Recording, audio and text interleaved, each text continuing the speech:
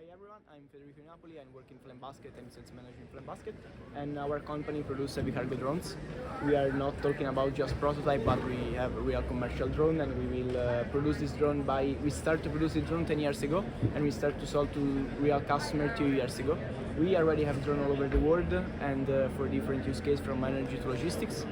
And we develop 90% of the material on board of the drone. We produce everything company in-house, from the structure to the battery to the primary and all the electronic on board.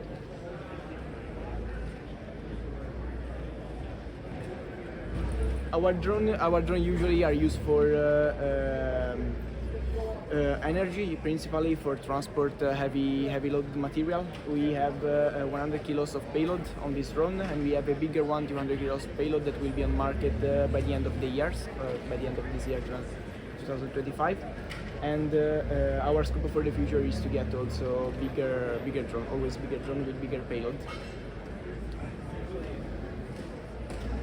I mean, I don't know how, because